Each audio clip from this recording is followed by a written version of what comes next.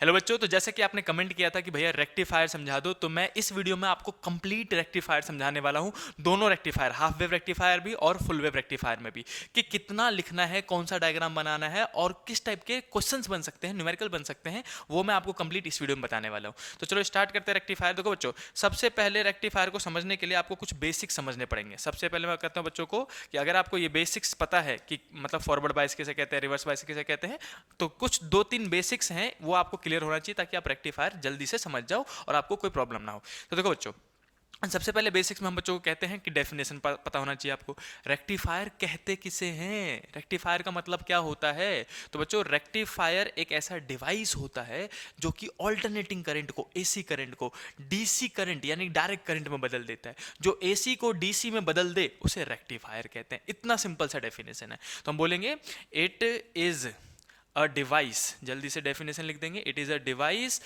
That convert किसको, बताओ किसको कन्वर्ट करता है ये, that convert AC alternating current. पूरा लिख लेना, एग्जाम में अगर बोर्ड में लिख रहे हो तो बच्चों एसी मत लिखना, पूरा मैं कहता हूँ शॉर्ट फॉर्म मत लिखना, फुल फॉर्म लिखना भाई साहब। Alternating current into direct current, into direct current. जो ऑल्टरनेटिंग करंट को डायरेक्ट करंट में कन्वर्ट कर दे उसे हम रेक्टिफायर कहते हैं। तो बच्चों, पहला तो ये समझ में आ गया। अब रेक्टिफायर कितने टाइप के होते हैं, आपने नाम तो सुना ही होगा, बहुत सारे बच्चों ने प्रोजेक्ट बना रखा होता है कि एक हाफ वेव रेक्टिफायर होता है, एक फुल वेव रेक्टिफायर होता है। तो वो रेक्टिफायर में समझाने के लिए मैं एक और बेसिक समझाना चाहता हूँ बच्चों, जो कि है आपको पता होना चाहिए कि कब फॉरवर्ड बायसिंग होती है, कब रिवर्स बायसिंग। बी वाला पॉइंट कि फॉरवर्ड बायसिंग और रिवर्स बायसिंग पता होना चाहिए। तो मैं यहाँ पे लिख देता हूँ फॉरवर्ड बायसिंग और दूसरा reverse biasing. Reverse biasing, biasing आप बी मतलब बी डॉट मतलब समझ जाना, बायसिंग लिखा हुआ है। तो फॉरवर्ड बायसिंग कब होता है और रिवर्स बायसिंग क्या होता है, और क्या होता है फॉरवर्ड बायसिंग में और क्या होता है रिवर्स बायसिंग में। तो देखो बच्चों, अगर मैं फॉरवर्ड बायसिंग की बात कर रहा हूँ तो आपने पीएन जंक्शन डायोड पढ़ा होगा। देखो मैं पहले बताता हूँ बच्चों, अगर आपने ये चैप्टर नहीं पढ़ा है बिल्कुल ही, तो भाई थोड़े बहुत बेसिक्स क्लियर होने चाहिए, तब जाके आपको रेक्टिफायर समझ में आ जाएगा, और वो बेसिक्स मैं आपको यही बता दे रहा हूँ। पीएन जंक्शन किसे कहते हैं, एक ट्राइंगल बना दो और एक डंडा खींच दो और दोनों में से एक एक वायर निकाल दो। तो ये हमारा ट्राइंगल जो है वो पी को रिप्रेजेंट करता है और ये डंडा जो है वो एन को रिप्रेजेंट करता है। अब इसी में बैटरी जोड़ने को हम कहते हैं बायसिंग। ये क्या है बच्चों, पीएन जंक्शन है। ये क्या है, पीएन जंक्शन, जिसमें एक पी साइड होता है। पी साइड कौन सा होता है, ट्रायंगल वाला, और डंडा वाला कौन सा होता है जो लाइन खींची हुई हो, एन साइड है। अब इसी पीएन जंक्शन में अगर आपने बैटरी कनेक्ट कर दिया तो उसको हम कहते हैं बायसिंग कर दी हमने। और बैटरी भी दो टाइप के कनेक्ट करते हैं, एक टाइप से फॉरवर्ड बायसिंग होता है, एक टाइप से रिवर्स बायसिंग। तो फॉरवर्ड बायसिंग कब होगा, तो आप पीएन जंक्शन डायोड ले लो बच्चा। ये हमने पीएन जंक्शन डायोड लिया और इसमें हमने बैटरी जोड़ी। बैटरी जोड़ते समय अगर मैंने पॉजिटिव एंड, यहाँ पे लिख देता हूँ मैं पॉजिटिव, ब्लू से बना देता हूँ, पॉजिटिव एंड को बैटरी के पॉजिटिव एंड को हमने जोड़ दिया पी से। देखो बच्चों, हमने इसके पॉजिटिव एंड को किससे जोड़ा है, बैटरी के पॉजिटिव एंड मतलब जो बड़ी वाली लकीर होती है ना, उसको जोड़ दिया हमने किससे, पी से। तो अगर पॉजिटिव एंड पी से जुड़ा है तो ये फॉरवर्ड बायसिंग है। और आप रेक्टिफायर में क्या याद रखोगे कि अगर फॉरवर्ड बायसिंग हुई है, पॉजिटिव पी से जुड़ा हुआ है, बस इतना देखना है, पॉजिटिव पी से जुड़ा हुआ है, फॉरवर्ड बायसिंग है, तो आपको करंट मिलेगा। सीधे सीधे याद रखना, करंट प्रोड्यूस होगा या फिर करंट मिलेगा। मैं ऐसे लिख देता हूं, करंट मिलेगा। ये लाइन याद रखनी है आपको। करंट कब मिलता है हमें, जब फॉरवर्ड बायसिंग होती है। अगर मैंने इसको रिवर्स बायसिंग कर दी, तो रिवर्स बायसिंग में कैसे करते हैं, फिर से वही ले लो बच्चा, पी और एन ले लिया हमने ऐसे करके, और रिवर्स बायसिंग में बस बैटरी को पलट दो। पलट दो मतलब नेगेटिव एंड को इधर लिख दो और पॉजिटिव एंड को जोड़ दो एन से, ऐसे करके। अगर पॉजिटिव पी से जुड़ा हुआ है तो फॉरवर्ड बायसिंग है, हमें करंट मिलेगा। अगर नेगेटिव पी से जुड़ा हुआ है तो हम बोलेंगे ये रिवर्स बायसिंग है, और रिवर्स बायसिंग में बच्चों करंट नहीं मिलेगा। बस इतना सा कॉन्सेप्ट आपको याद रखना है कि करंट नहीं मिलेगा कब, जब वो रिवर्स बायस होगा, बस। और यही बच्चों इसका प्रिंसिपल भी है, इंपॉर्टेंट चीजों में से एक। रेक्टिफायर का प्रिंसिपल कई बार पूछा गया है कि बताओ what is the principle of rectifier. तो रेक्टिफायर के प्रिंसिपल में इसी लाइन को जो मैंने आपको समझाया उसी को आपको इंग्लिश में लिखना है कि principle of rectifier is based that whenever a PN junction diode is forward biased it will give the current, but whenever it is get reversed bias it will not give the current. सीधे सीधे to मतलब बिल्कुल simple English में लिखना है आपको कि जब भी फॉरवर्ड बायस होगा तो करंट मिलेगा, जब रिवर्स बायस होगा तो करंट नहीं मिलेगा। फॉरवर्ड बायस कैसे याद करेंगे, हम बोलेंगे पी, पी से पॉजिटिव, पी से पी टर्मिनल, ऐसे करना है। पी पी मिले हुए हैं तो करंट मिलेगा, फॉरवर्ड बायसिंग। अगर नेगेटिव जुड़ गया पी से तो रिवर्स बायसिंग करंट नहीं मिलेगा। अगर ये दो बेसिक कॉन्सेप्ट की होता क्या है रेक्टिफायर, कि ये एसी को डीसी में कन्वर्ट करता है, फॉरवर्ड बायसिंग क्या होता है, रिवर्स बायसिंग क्या होता है, और इन्हीं को हम कब करंट मिलेगा कब नहीं मिलेगा, और दोनों को कंबाइन कर दो तो प्रिंसिपल बन जाता है। तो अगर बच्चों इतना कॉन्सेप्ट आपको पता है तो मैं गारंटी लेता हूँ पूरा रेक्टिफायर आपको ईजिली समझ में आ जाएगा और एग्जाम में आप पूरे नंबर गोल कर पाओगे इसके क्वेश्चन में। चलो बच्चों मूव करते हैं नेक्स्ट पेज पे, जिसमें मैं आपको बताऊंगा हाफ वेव रेक्टिफायर। सबसे पहला बच्चा हम करेंगे half wave rectifier. Half wave rectifier, अब मैं आपको बताऊंगा कि इसमें क्या याद करना है भाई, कितने पॉइंट्स याद करने, मैक्सिमम क्या क्या पूछा जा सकता है, तो वो सारी चीज़ें मैं आपको इस वीडियो में बताने वाला हूँ। देखो half wave rectifier, half wave rectifier में कितनी चीज़ें, मैक्सिमम 4 पॉइंट याद रखने, मैक्सिमम। कौन कौन से, देखो सबसे पहले बच्चों को मैं बताता हूँ कि बच्चा सबसे पहले आपको सर्किट डायग्राम बनाना आना चाहिए, इंपॉर्टेंट है। सर्किट डायग्राम बनाने को आता है कंपलसरी, ये मान लो इसको सर्किट डायग्राम। तो सर्किट डायग्राम बनाएंगे कैसे, तो बच्चों सबसे पहले तो एक आप इसमें बनाओगे क्या, पहले ट्रांसफार्मर बनाओ। कैसे बनाते, देखो मैं बना रहा हूँ ताकि आपको अंदाजा रहे कि भैया ने कैसे बनाया था। सबसे पहले एक कॉइल ले लो ऐसे करके, और दूसरा कॉइल इसी के आगे लपेट दो ऐसा करके, और इसके बीच में 2 लाइनें खींच दो, 2 डंडे खींच दो। तो ये बच्चों ट्रांसफार्मर का सिंबल होता है, जिसमें प्राइमरी कोयल होता है, सेकेंडरी कोयल होता है। अगर आपने पढ़ा हो, आपको याद हो, तो ये प्राइमरी कोयल सेकेंडरी कोयल, लिखना नहीं है, मैं आपको वैसे ही बता रहा था कि 2 कोयल लो ऐसे करके लंबे लंबे, और 2 लाइन खींच दो, तो ये बन गया ट्रांसफार्मर। जो पहला वाला कोयल है उसमें जोड़ दो आप एसी। एसी कैसे जोड़ोगे, ऐसे करके, या फिर बच्चों को मैं कई बार बच्चे कंफ्यूज हो जाते हैं, एक काम करना आप ऐसे हॉरिजॉन्टल में ही ऐसे करके एसी जोड़ देना। एसी जोड़ा, स्विच लगाना है लगा दो, नहीं लगाना है कोई दिक्कत नहीं है, स्विच लगा के हमने ऑन कर दिया इसको। अब जो दूसरा कॉइल था उसमें जो 2 हाथ निकल रहे थे, उसके एक कॉइल में, एक हाथ में ऐसा करके रेक्टिफायर जोड़ दो, और इसको कर दो आपस में कनेक्ट। जो ये वाला हाथ है उसमें एक लगा दो रजिस्टेंस ऐसे करके, ये हमारा रजिस्टेंस लग गया। और जहां रजिस्टेंस है उसी से एक वायर खींच के ऐसे करके बाहर निकालो, और बोलो ये हमारा आउटपुट देगा, आउटपुट ऐसे करके लिख दिया हमने, आउटपुट देगा। तो ये है बच्चों डायग्राम बनाने का तरीका। अब नामकरण कर देना, लिख देना ये डायोड है, सबको पता है डायोड है, ये रेजिस्टेंस है, रेजिस्टेंस का आर दिखा दिया, ये हमारा एसी सोर्स है, इनपुट हमने क्या दिया एसी, ऐसे करके हमने लिख के दिखा दिया। बस इतना सा डायग्राम है, बस इतना सा डायग्राम। आपको 2 वायर आपस में बनाने हैं, 2 डंडा खींचना है, एक में डायोड जोड़ना है, उसी के आगे रेजिस्टेंस जोड़ के आउटपुट ले लेना है। इधर क्या जोड़ना है, एसी। तो ये पूरा सर्किट डायग्राम हो गया हाफ वेव रेक्टिफायर का। इसमें दूसरा क्या पता होना चाहिए बच्चों, इनपुट और आउटपुट का ग्राफ आना चाहिए आपको। पहला था डायग्राम, और दूसरा मैं यहाँ बना रहा हूँ बच्चों इनपुट और आउटपुट का graph. Input and output, input and output का ग्राफ आना चाहिए, वो इंपॉर्टेंट है सर्किट डायग्राम के बाद। तो बच्चों सर्किट डायग्राम में इनपुट और आउटपुट का ग्राफ कैसे बनाते हैं मैं आपको अभी बना के दिखाता हूँ। देखो सबसे पहले क्या करोगे, एक के नीचे एक ही ऐसे करके लंबा सा लाइन खींच लेना, ठीक। इसी में एक एक्सिस बना दो ऐसे करके, जैसे एक्स एक्सिस बनाते हैं वैसे ही दूसरे में ऐसे करके फिर से एक्सिस बना दो, बना दिया। अब चाहो तो आप इसको अलग अलग ग्राफ भी बना सकते हो, एक में कंबाइन भी कर सकते हो। तो मैं अलग अलग बना देता हूँ क्योंकि मोस्ट ऑफ टीचर ने अलग अलग करवा रखा होता है, तो मैं इसको अलग अलग ग्राफ बना देता हूँ। आप चाहो तो एक में भी कंबाइन कर सकते हो बच्चों, और अलग अलग भी बना सकते हो। ये हमने 2 अलग अलग ग्राफ बना दी, एक ग्राफ और दूसरा ग्राफ। पहला हमने लिया किसका ग्राफ, किसका होता है बच्चों, करंट वर्सेस टाइम का होता है, ये भी मेंशन कर देना, ये भी करंट वर्सेस टाइम का ग्राफ है।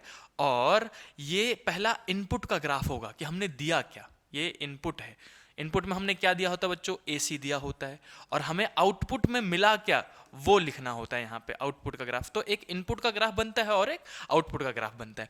इनपुट का ग्राफ कैसे बनाओगे, आपको पता है एसी दिया आपने, एसी किसका वेव होता है, साइनोसाइडल वेव होता है, साइन थीटा का वेव है ना। तो उसको एक बस हमेशा लहर बना दो, बस ऐसे करके एक लहर बना दिया हमने, ठीक।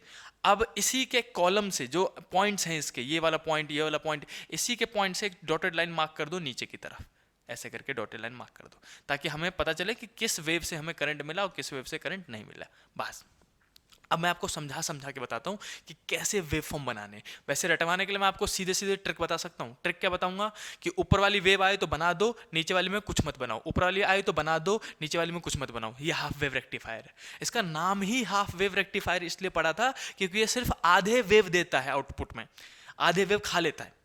ऊपर वाले सारे वेव दे दिए, नीचे वाले सारे वेव खा लिए। अगर मैं इसका ग्राफ बनाऊं सीधे सीधे अभी कि भाई मेरे को नहीं समझना, आप सीधे सीधे बता दो, तो मैं बोलूंगा बच्चों ऊपर वाला ग्राफ करंट का ऐसे बना दो, फिर कुछ मत बनाओ, फिर ऊपर वाला आएगा तो फिर बना दो, फिर कुछ मत बनाओ, फिर ऊपर वाला आएगा तो बना दो, ऐसे करके। इसको अगर मैं कंप्लीट कर दूं ऐसे करके, तो इसको भी कंप्लीट कर देना, आप बना देना। इसको मैं अगर कंप्लीट कर दूं बच्चों ऐसे, तो इसको भी आप बना देना, खत्म हो गया हाफ वेव रेक्टिफायर का इनपुट और आउटपुट ग्राफ। ये इनपुट में एसी था, एसी क्यों कहते हैं कि दो डायरेक्शन है, एक प्लस का है, एक माइनस का है, एक प्लस का है, एक माइनस का है, एक प्लस का है, तो प्लस वाले सारे मैंने बना दिए, ये प्लस प्लस प्लस वाले हैं ना। तो आउटपुट में सिर्फ एक डायरेक्शन है, प्लस प्लस प्लस प्लस है, तो जो एक ही डायरेक्शन में हो उसे हम डीसी कहते हैं, तो हम लिख देंगे यहाँ पे हमें डीसी मिल गया। जो दोनों डायरेक्शन में हो उसे एसी, और जो सिर्फ एक डायरेक्शन में हो उसे डीसी। चाहे सिर्फ नीचे नीचे वाला बनाते तब भी एक ही डायरेक्शन बनाता तब भी डीसी कहलाता। तो सीधे सीधे ग्राफ ऐसे बना सकते हो, आप याद कर सकते हो। कोई नहीं पूछ रहा कि क्यों आया ऐसा एग्जाम में।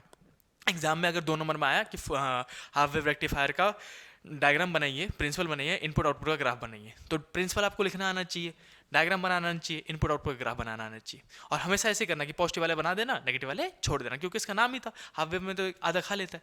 तो ये हो गए 2 बातें जो आपको रटी होनी चाहिए, पहले सर्किट डायग्राम आना चाहिए, दूसरा इनपुट आउटपुट ग्राफ, जो कि मैंने बेस्ट ट्रिक बता दिया, इसी से याद कर लो। फिर इसके बाद बच्चों तीसरा पॉइंट, सी वाला पॉइंट क्या याद होना चाहिए, इनपुट फ्रिक्वेंसी और आउटपुट फ्रिक्वेंसी का मतलब फॉर्मूला पता होना चाहिए। फॉर्मूला क्या है मैं सीधे सीधे मैं आपको बता रहा हूँ, जितना बताऊँ उतना याद करते चले जाना, तुरंत समझ में आ जाएगा आपको। फ्रीक्वेंसी के नाम का नहीं पता होना चाहिए कि फ्रीक्वेंसी में क्या था भाई साहब। तो इसमें होता क्या है कि बच्चों जितना इनपुट फ्रीक्वेंसी दोगे, इनपुट फ्रीक्वेंसी एफ मतलब फ्रीक्वेंसी लिख रहा हूँ मैं, तो जितना इनपुट फ्रीक्वेंसी बच्चों आप दोगे उतना ही आपको आउटपुट फ्रीक्वेंसी मिलेगा। अब बच्चों आप बोलोगे इसमें क्या भैया क्या कौन सी नई बात है, आपने कहा कि आपने एसी में इनपुट फ्रीक्वेंसी दी 50 हर्ट्ज, तो हमें आउटपुट में डीसी में भी फ्रीक्वेंसी मिलेगी, कितनी मिलेगी 50 हर्ट्ज, क्योंकि ये वेरिएबल डीसी है बच्चों, इसलिए आपको फ्रीक्वेंसी यहाँ पे मिलेगी। तो हम बोल देंगे कि अगर क्वेश्चन 1 नंबर में एमसीक्यू में आता है कई बार कि भाई बताओ अगर मैंने इनपुट में 50 हर्ट्ज दिया तो आउटपुट में कितना मिलेगा, 50 हर्ट्ज बराबर होता है। लेकिन ये फुल वेव में नहीं होता, फुल वेव में बहुत फेमस क्वेश्चन एमसीक्यू फंसाया गया था, इसीलिए जानबूझ के यहाँ लिखवा रहे हैं। और लास्ट अगर कुछ याद करना हो बच्चों तो ये एक्स्ट्रा याद कर लो, एफिशिएंसी सीयूईटी का एग्जाम भी दोगे आप आगे जाके, है ना, तो उसमें ऐसे एमसीक्यू में बन सकते हैं।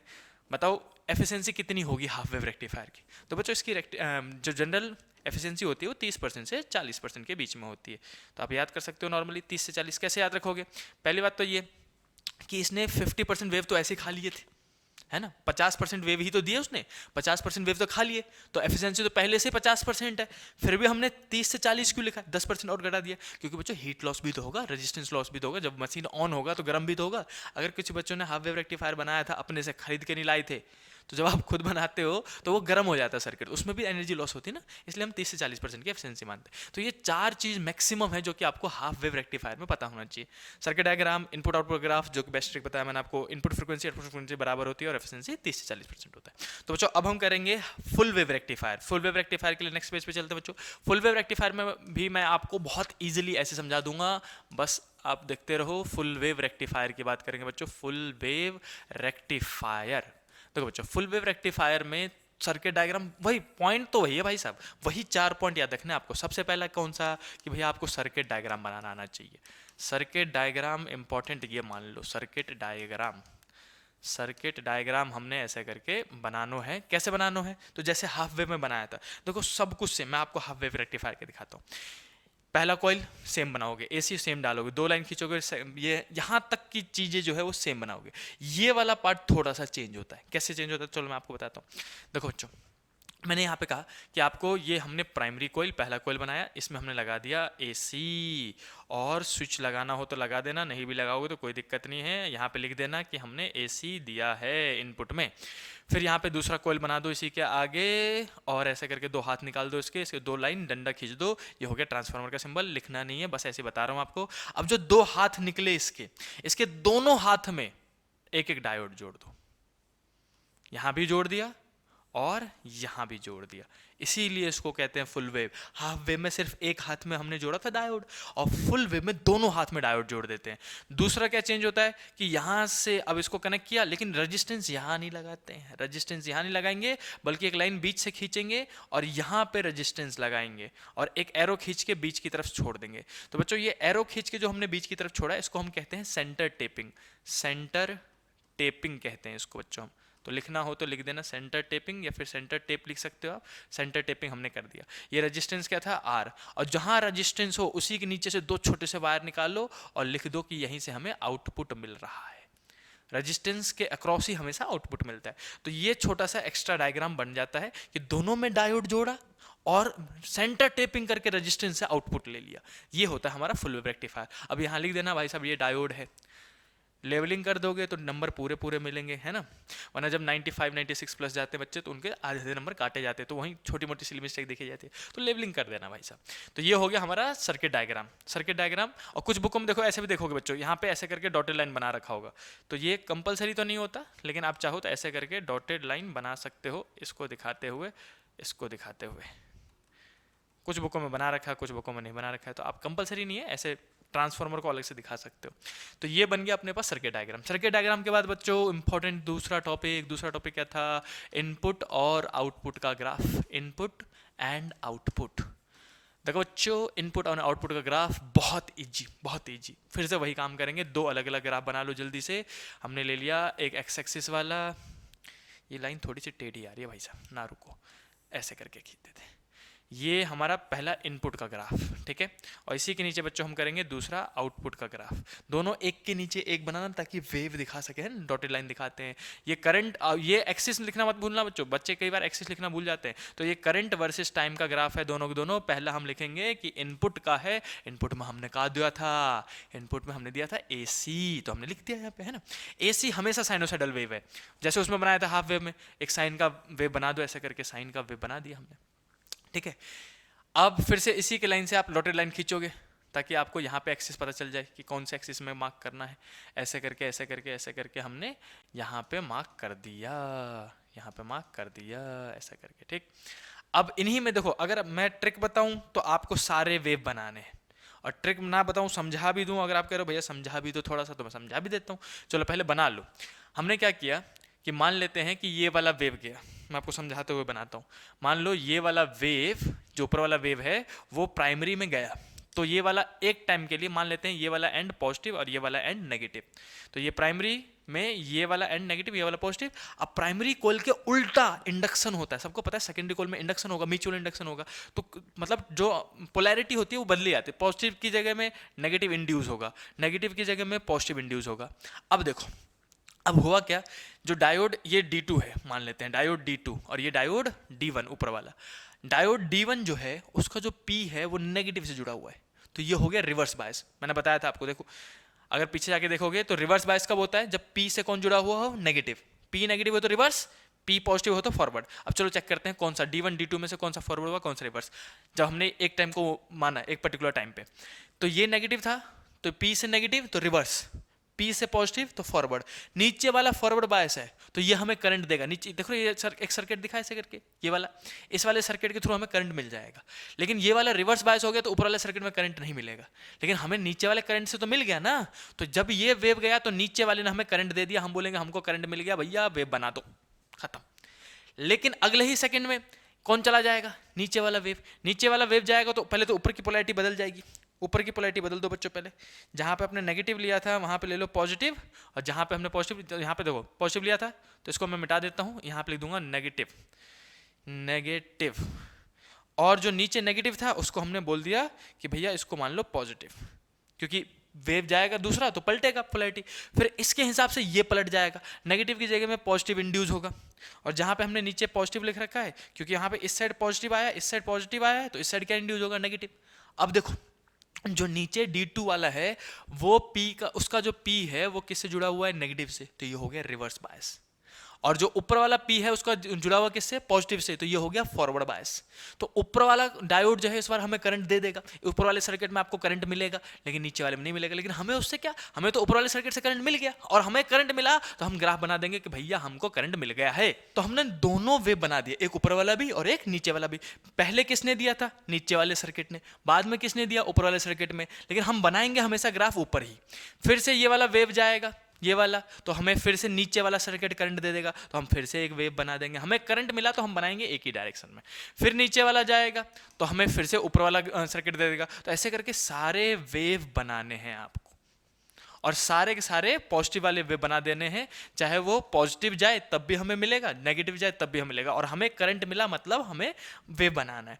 तो देखो बच्चों, ये सारे के सारे वेव हम एक डायरेक्शन में बनाते हैं, इसलिए हम इसको कहते हैं ये हमारा आउटपुट है। और आउटपुट के ग्राफ में बच्चों आप यहाँ लिख दोगे DC, बस खत्म, इतना सा काम करना है।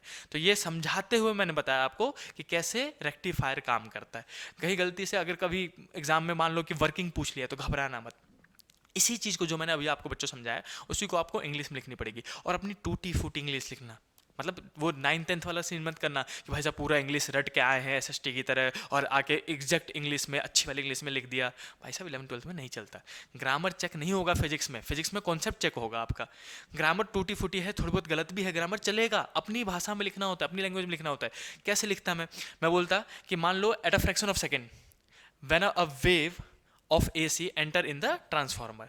लेट सपोज कि कह रहा हूँ हिंदी में चला गया, चलो इंग्लिश में आते हैं वापस। Let suppose the one end of the primary coil become negatively charge and another end positively charge, due to which the induction of the polarity is such that कि the D1 get reverse bias and D2 get forward bias, hence we get the current. इतना लिख दिया टूटी फूटी English.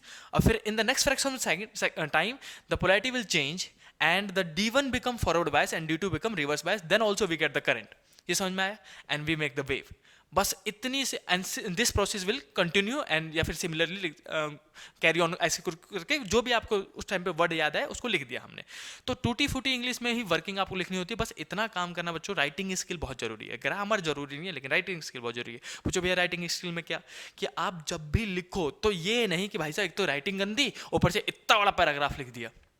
ये बहुत बेकार, बहुत बेकार। मैंने जब पेपर चेक किए हैं बच्चों के भाई साहब बोर्ड के टाइम पे, तो इतना इरिटेशन होता है। सोचो एक दिन में टीचर कम से कम 25-24 कॉपी चेक करता होगा। अब 25-24 कॉपी चेक करते करते उसमें इतने बड़े बड़े बुरी राइटिंग वाले पैराग्राफ मिल जाए, कितना गुस्सा आएगा। कभी करके देखो, पता चलेगा कितना गुस्सा आएगा। मैं सच्ची बता रहा हूँ, बच्चों को लगता है क्या दिक्कत है, भाई सच में दिक्कत है। How you represent your self. 12th class का साइंस स्ट्रीम का बच्चा है और उसको रिप्रेजेंट करना ही नहीं आ रहा चीज़ें। तो राइटिंग स्किल भी आनी चाहिए आपको। आप क्या लिखोगे, पैराग्राफ भरने से अच्छा है कि आप उसको छोटे छोटे पैराग्राफ में लिखो या फिर 2-2 लाइन के पॉइंट्स में लिखो। तो एक छोटा सा पैराग्राफ 2 लाइन का लिखा, 2 लाइन का पॉइंट बनाया मैंने, फिर उसके नीचे लाइन चेंज करते हुए दूसरी लाइन लिखी, फिर लाइन चेंज करते हुए दूसरी लाइन। थोड़ा सा सिस्टमेटिक वे में लिखो, पूरा एक मोटा सा पैराग्राफ मत बना देना। तो वहां पे बस रिप्रेजेंटेशन ही मैटर करती है। तो चलो बच्चों, हमने पहला क्या किया, सर्किट डायग्राम। दूसरा हमने क्या किया, इनपुट और आउटपुट ग्राफ। मैंने आपको यहीं पे वर्किंग समझाया कि वर्किंग भी आप अपने हिसाब से लिख सकते हो, वर्किंग भी लिख सकते हो अगर आ गया एग्जाम में तो, ठीक। अब उसके बाद आपको एक्स्ट्रा तीसरा पॉइंट क्या पता होना चाहिए बच्चों, तीसरा पॉइंट आपको फिर से फ्रीक्वेंसी का पता होना चाहिए। ये एक टाइम पे बहुत फेमस एमसीक्यूज में पूछा जा रहा था, पीवाईक्यू का ही बता रहा हूँ मैं आपको, कि आउटपुट फ्रीक्वेंसी जो होता है बच्चों, इसमें फ्रीक्वेंसी एफ से मैं फ्रीक्वेंसी डिनोट कर रहा हूँ। आउटपुट फ्रीक्वेंसी जो होता है बच्चों फुल वेव रेक्टिफायर में, वो डबल होता है इनपुट फ्रीक्वेंसी का।